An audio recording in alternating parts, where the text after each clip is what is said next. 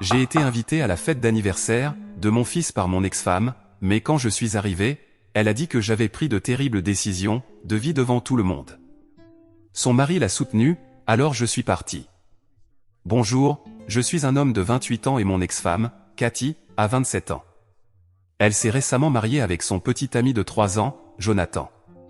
Cathy et moi nous étions mariés il y a longtemps, et ce mariage n'a duré qu'1 an.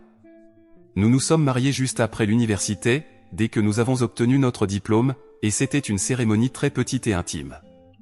Nous étions ensemble depuis le lycée, depuis notre année de seconde pour être plus précis. Nous avons même fréquenté la même université, donc se marier semblait être la bonne étape à suivre. Mais même si nous étions ensemble depuis si longtemps avant cela, les choses n'ont pas fonctionné entre nous. Nous nous disputions presque tous les jours, et environ 1 an après notre mariage, j'ai décidé que je ne pouvais plus continuer et je voulais partir. Peut-être que cela a été une décision précipitée, puisque je n'avais pas vraiment cessé de l'aimer, mais j'en avais assez de me disputer avec elle. Elle est très fière, alors quand je lui ai dit que je voulais divorcer, elle n'a même pas essayé de se battre pour rester avec moi. Elle a juste dit que je pouvais partir si je le voulais, et nous avons fini par divorcer. Nous étions tous les deux vraiment immatures et nous n'étions certainement pas prêts pour le mariage parce que c'est une grande affaire. Nous avions beaucoup à apprendre et, malheureusement, je ne pense pas que nous aurions pu le faire si nous étions restés ensemble à ce moment-là. Mais pendant le divorce, elle a réalisé qu'elle était enceinte et nous avons dû en tenir compte également.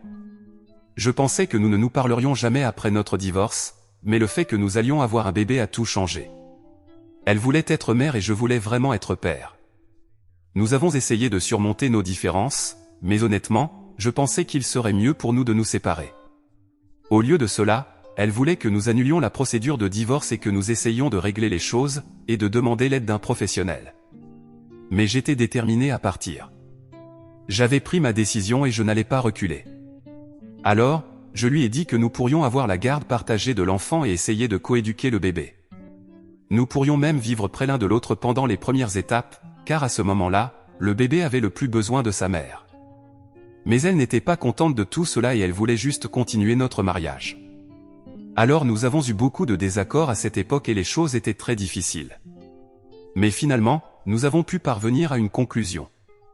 Nous avons décidé que nous nous occuperions de notre enfant à tour de rôle et que nous ferions de notre mieux pour maintenir la paix pour le bien de notre futur enfant. Je peux comprendre pourquoi elle voulait rester mariée, mais honnêtement, je ne m'étais marié que parce que je pensais que c'était ce que les gens devaient faire. Elle avait parlé de se marier depuis que nous étions en 2e année d'université. Même si je ne me sentais pas émotionnellement prêt pour ce genre d'engagement, je voulais faire ma propre vie avant de m'installer avec quelqu'un. Mais je ne voulais pas lui briser le cœur et je savais que si je lui disais que je ne me sentais pas prêt à me marier, elle m'aurait probablement quitté ou nous nous serions disputés. Alors j'ai décidé de me marier juste pour le principe. Après 1 an de mariage avec elle, j'ai réalisé que ce n'était pas ma tasse de thé et que je voulais faire ma propre vie. C'est la raison pour laquelle je voulais divorcer. Après avoir réalisé que nous allions avoir un bébé, cette résolution s'est encore renforcée parce que moi-même, je n'étais pas heureux dans ce mariage. Je ne pensais pas que ce serait approprié de rester marié et ensuite d'amener un bébé dans le monde et de lui faire subir toute notre malheureuse. Si je n'étais pas heureux avec elle et qu'elle n'était pas heureuse avec moi, alors il aurait été mieux pour nous de nous séparer et d'essayer de coéduquer notre enfant paisiblement, au lieu de le mettre dans de mauvaises situations pendant son enfance. Avoir des parents divorcés dès un si jeune âge aurait ses propres défis, je vous l'accorde, mais au moins il ne grandirait pas dans un foyer troublé. C'était ma raison.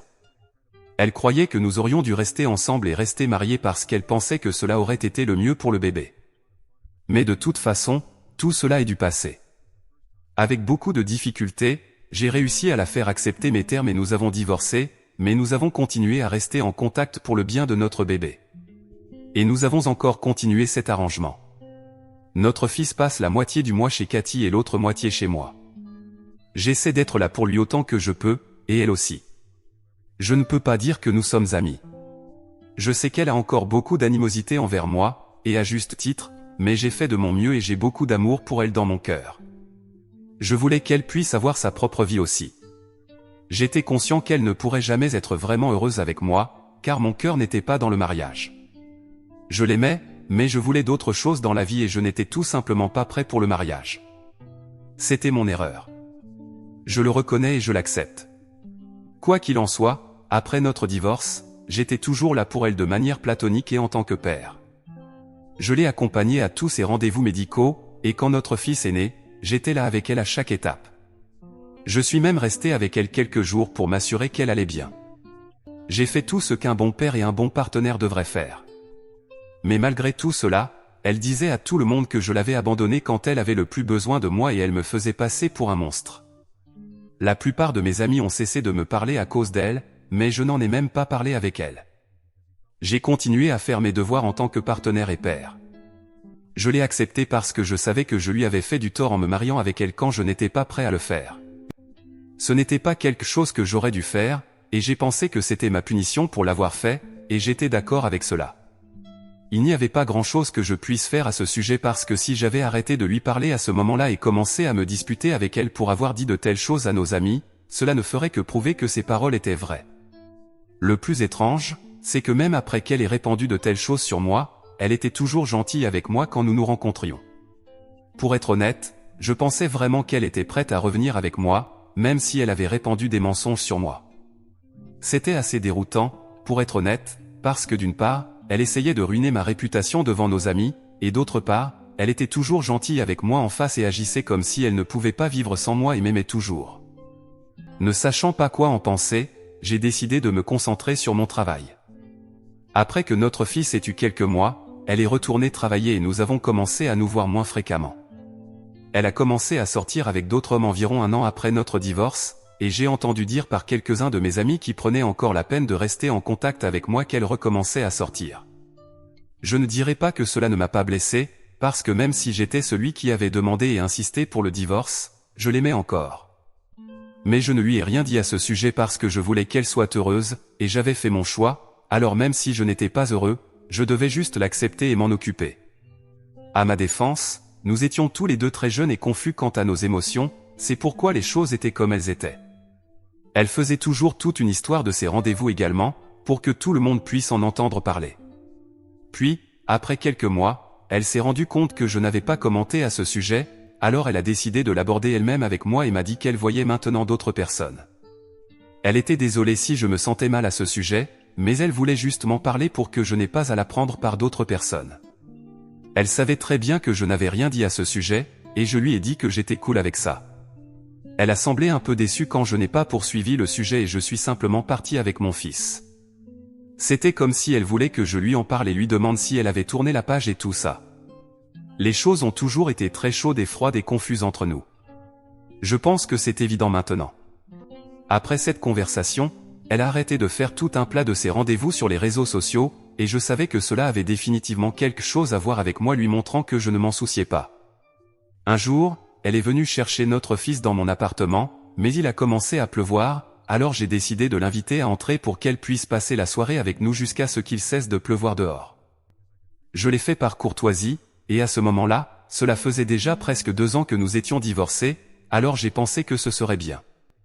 Nous avons commencé à parler, et notre fils faisait une sieste dans l'autre pièce. À un moment donné, nous nous remémorions notre passé et, de nulle part, elle est venue vers moi. Je l'aimais encore, même si je n'étais plus avec elle, alors nous avons fini par coucher ensemble, et elle a passé la nuit chez moi.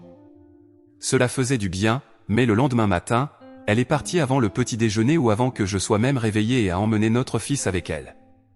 Elle m'a envoyé un message pour me dire que c'était une erreur et qu'elle ne voulait plus revenir avec moi. J'étais dévasté, mais c'était son choix et je l'ai respecté.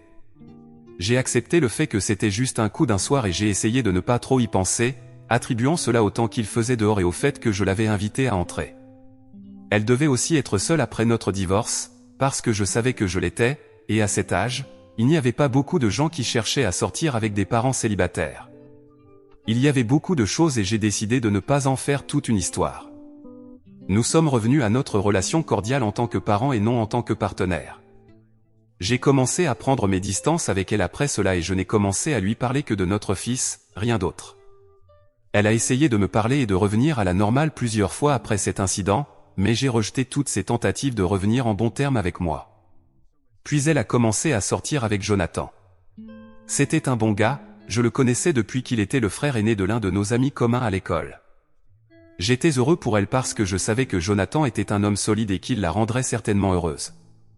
Après qu'ils se soient mis ensemble, nos interactions ont encore diminué, et nous étions d'accord avec cela parce que maintenant elle avait quelqu'un et que j'essayais de tourner la page et de continuer avec ma vie et ma carrière. Au cours des 3 dernières années, nous avions considérablement réduit nos interactions. Jonathan a toujours été gentil avec moi quand je leur rendais visite pour récupérer ou déposer mon fils, et c'est pourquoi je me sens particulièrement mal pour ce que j'ai fait au gars quelques semaines avant son mariage. Vous avez probablement déjà deviné où je veux en venir. Je n'en suis pas fier et je pense que c'est l'une des pires choses que j'ai jamais faites dans toute ma vie, mais oui, j'ai couché avec Cathy une dernière fois avant qu'elle ne se marie. Je suppose qu'elle avait les pieds froids ou quelque chose comme ça, mais elle est tout simplement apparue dans mon appartement quelques semaines avant son mariage. Je pense qu'il devait rester 1 mois avant le grand jour, et je ne m'attendais certainement pas à ce qu'elle se présente chez moi à ce moment-là parce que nous avions décidé de ne jamais nous parler à moins que cela n'ait quelque chose à voir avec notre fils. À ce moment-là, notre fils était chez elle, alors j'étais très confus quand elle est apparue ce jour-là, mais il était très tard dans la nuit et j'étais curieux, alors je lui ai ouvert la porte et elle est littéralement tombée dans mes bras. Elle pleurait et me disait qu'elle me manquait vraiment et qu'elle avait fait une énorme erreur. Elle m'a avoué que tout ce qu'elle faisait depuis quelques années, c'était pour me récupérer. Elle m'a dit qu'elle n'avait jamais pu tourner la page, mais elle savait que je voulais des choses différentes de la vie qu'elle, et que nous n'étions pas compatibles ensemble. Même si nous finissions par revenir ensemble, il était très peu probable que ce soit différent de la première fois que nous nous étions mariés. Elle était très confuse sur ce qu'il fallait faire et, par conséquent, elle avait joué à des jeux mentaux avec moi et agissait de manière inconstante. Cela expliquait beaucoup de choses. Je lui ai avoué que je n'avais pas pu tourner la page non plus et que j'étais aussi très confus quant à mes sentiments. Nous avons fini par nous embrasser et une chose en a entraîné une autre, et avant que nous le sachions, nous l'avions fait. Je me suis senti vraiment coupable après et je me sens encore mal, mais j'aimais Cathy et je pensais vraiment qu'après cet incident, au moins elle quitterait Jonathan et serait avec moi à la place. Mais encore une fois, cela ne s'est pas produit. Elle s'est réveillée le lendemain matin, a commencé à pleurer et j'ai dû la consoler. Elle m'a dit qu'elle aimait Jonathan et qu'elle avait juste peur que cela ne fonctionne pas encore une fois. Cela m'a brisé le cœur qu'elle l'aimait vraiment et qu'elle était avec moi seulement pour se distraire du fait qu'elle se mariait et qu'elle avait tellement peur. Elle m'a supplié de garder cela secret parce qu'elle ne voulait pas mettre en péril sa relation avec Jonathan. Être avec moi ne lui avait fait que réaliser qu'elle l'aimait vraiment, parce que si elle ne l'aimait pas, elle ne se sentirait pas coupable à ce sujet. Elle m'a demandé de mentir à tout le monde aussi et de ne jamais dire à personne cet incident. Honnêtement, je ne voulais pas être le gars qu'elle gardait en réserve.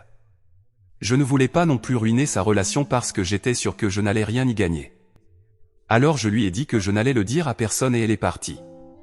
Elle s'est mariée et c'était tout. J'étais très déçu de la façon dont les choses se sont passées parce que j'avais vraiment commencé à croire qu'elle allait revenir finalement. À cet âge, je suis assez prêt à me remarier et je l'aime toujours. Je n'ai jamais pu tourner la page, mais après qu'elle se soit mariée avec Jonathan, cela semblait peu probable. Après ce qui s'est passé il y a quelques jours, cela semble encore moins probable que nous finissions ensemble. Aucune quantité d'amour et d'affection ne changera le fait qu'elle n'est vraiment pas une bonne personne. Je m'en suis rendu compte il y a longtemps, mais cela m'a juste pris beaucoup de temps pour l'accepter. J'avais toujours espéré qu'elle changerait peut-être, mais je ne pense pas que cela arrivera. Je suis peut-être une personne terrible aussi, mais au moins je ne blesse pas les autres et je ne vais pas jouer avec leurs sentiments, et elle le fait certainement. Elle aime probablement ça aussi, c'est pourquoi elle a fait tout ce qu'elle a fait dans le passé.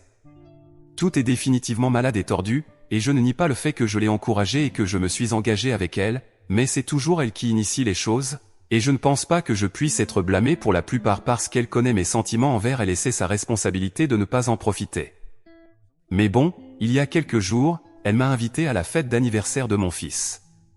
J'ai décidé d'y assister. Normalement, le parent avec lequel notre fils est à ce moment-là célèbre son anniversaire, et après que l'autre parent le récupère, il le célèbre séparément. Notre fils a de la chance à cet égard, il a 2 anniversaires. Mais de toute façon, cette année, elle a pensé qu'il serait préférable que nous ayons une seule fête d'anniversaire parce qu'il grandissait et que cela devenait trop, alors j'ai accepté de partager le coût de la fête avec elle et d'être là pour lui. Mais quand je suis arrivé à la fête, j'ai réalisé que son énergie ce jour-là était assez étrange. Elle a commencé à faire des blagues à mes dépens dès que je suis entré. Je suis arrivé assez tard après le travail et la plupart des invités étaient déjà arrivés à ce moment-là. La première chose qu'elle a faite a été de me critiquer pour être en retard à la fête d'anniversaire de mon fils, et c'est ce qui arrive quand on met le travail au-dessus de tout. Évidemment, c'était une tentative à peine voilée de m'insulter pour notre divorce parce que j'avais dû mettre le travail au-dessus d'elle. Ensuite, elle a commencé à se moquer de ma ligne de cheveux qui recule, ce qui est tellement surprenant parce qu'il y a 100 choses sur elle dont je pourrais me moquer en ce qui concerne les apparences. Je ne l'avais pas vu venir parce que c'était assez embarrassant pour moi aussi. Nous sommes des adultes, je ne pense pas que ce soit très approprié de se moquer les uns des autres comme des enfants de maternelle. À ce moment-là, Jonathan s'est joint à la conversation et m'a dit qu'il pensait que c'était à cause de tout le stress que je me mettais. Puis ils ont commencé à suggérer que je prenne du temps hors du travail et que j'essaie de vivre la vie pour de vrai parce qu'il était très apparent que je ne vivais pas bien et que j'avais pris quelques mauvaises décisions de vie. Quand je leur ai demandé de développer, quelque chose que je n'aurais pas dû faire parce qu'il n'y avait pas besoin de le faire à cet endroit et à ce moment, ils ont commencé à me dire toutes les raisons pour lesquelles ils pensaient que j'avais gâché ma vie. Je n'aurais même pas dû demander parce que je savais que cela n'allait pas bien se terminer et que ce serait très embarrassant pour moi. Mais ensuite, ils ont commencé à énumérer des raisons complètement stupides, comme dire que mon premier divorce avec mon ex-femme était un mauvais choix parce qu'évidemment, cela n'a rien amené de bon dans ma vie parce que j'étais toujours célibataire. Ensuite, mettre le travail au-dessus de chaque chose dans ma vie était un choix encore pire parce que maintenant j'étais en retard à la fête d'anniversaire de mon propre fils et que je perdais aussi des occasions de passer du temps avec ma famille à cause de cela. Je ne pense pas qu'ils aient pris en considération le fait que je devais travailler. Contrairement à eux, je ne viens pas d'une famille très riche et je dois me frayer mon propre chemin. Je n'ai rien dit, mais j'étais choqué que Cathy disait ces choses et que Jonathan la soutenait vraiment. À ce moment-là, j'ai commencé à me sentir moins mal pour ce que j'avais fait quelques mois auparavant. Après qu'ils aient fini de me parler et soient allés divertir les autres invités, j'ai décidé d'écrire une petite note sur mon cadeau d'anniversaire parce que j'étais en colère et je voulais que Cathy sache que je ne disais rien à la fête à cause de mon fils, mais la prochaine fois qu'elle dirait de telles choses, je n'hésiterai pas à révéler ses secrets. Je n'ai pas écrit grand-chose, j'ai juste écrit « Je connais toujours ton secret et je sais que tu ne veux pas que quelqu'un d'autre le sache, alors fais attention à tes mots quand tu es près de moi. » Puis je suis sorti discrètement de la fête et je suis rentré chez moi. Je ne voulais pas voir Cathy et j'avais déjà parlé à mon fils. Il s'amusait avec ses amis, comme il devrait, alors je sais que je n'étais pas manqué après cela. Le lendemain matin, j'ai reçu un appel de Cathy vers 9h et elle pleurait, évidemment. Elle avait lu la note et m'a dit qu'elle était vraiment désolée pour les choses qu'elle avait dites. Elle était contrariée contre moi parce que j'étais en retard et que notre fils avait demandé après moi plusieurs fois avant que je n'arrive. Ils avaient même dû couper le gâteau sans moi parce que j'étais en retard. Mais ce n'était même pas ma faute. J'avais quitté le travail à temps, mais il y avait beaucoup de trafic sur le chemin du retour et c'est pourquoi j'étais en retard, pas parce que je priorisais le travail par rapport à mon fils. Je n'ai pas apprécié ce qu'il disait et en particulier le fait qu'elle disait de telles choses après le genre de relation que nous avions eu. Alors elle a commencé à me supplier de ne pas en parler à nouveau, mais j'ai eu une réalisation la veille que je gâchais ma vie, pas pour les raisons qu'il disait, mais parce que j'avais donné à Cathy de nombreuses chances de changer. Je ne lui ai rien promis au téléphone et je lui ai juste dit que j'étais occupé et que je lui parlerais plus tard. Mais maintenant, je pense vraiment à aller voir Jonathan et lui dire la vérité parce que je ne pense pas que je veuille vivre avec ça plus longtemps. Cela pèse aussi sur ma conscience. Je ne peux pas faire ça. Mise à jour 1, cela fait une semaine depuis la fête et je suis sans contact avec Cathy. De plus, je l'ai fait. J'ai envoyé un message sur le fait que Cathy l'avait trompé avant le mariage. Je pense que cela m'a vraiment aidé parce que je me sens beaucoup plus soulagé que d'habitude. J'ai l'impression qu'un énorme fardeau a été enlevé de ma poitrine et que je peux enfin respirer à nouveau. Après avoir envoyé ce message et la preuve qu'elle était chez moi cette nuit-là, un mois avant le mariage, j'ai bloqué Jonathan et Cathy. Je sais que je devrais la voir éventuellement quand j'irai chez elle pour chercher mon fils quelques semaines plus tard, mais pour l'instant, je n'ai pas à lui parler. J'ai aussi dit à tous ceux que je connais de la garder en dehors de nos conversations. J'ai fait ce que je devais faire et je ne vais pas me sentir coupable ou désolé pour ça. J'ai partagé ma version de l'histoire et j'ai dit ma vérité. J'ai fini avec cet épisode. Je ne veux pas continuer à en parler et je ne veux pas savoir ce qu'elle traverse maintenant parce que je suis sûr que ce n'est rien comparé à ce que Jonathan et moi avons traversé à cause de son indécision. Et honnêtement, nous n'avons même plus beaucoup d'amis en commun maintenant. Je suis sûr que les personnes qui sont juste ses amis vont certainement essayer de venir et de me faire sentir coupable pour cela, mais pour l'instant, rien ne s'est encore passé. J'ai envoyé ce message il y a environ 4 jours et jusqu'à présent, je n'ai reçu aucun message ou menace, alors je suppose qu'ils n'ont pas encore dit aux gens. Mais je sais que quand cette nouvelle sortira, les gens vont essayer de faire de leur mieux. Je suis mentalement préparé pour ça. Je ne vais pas laisser cela se produire.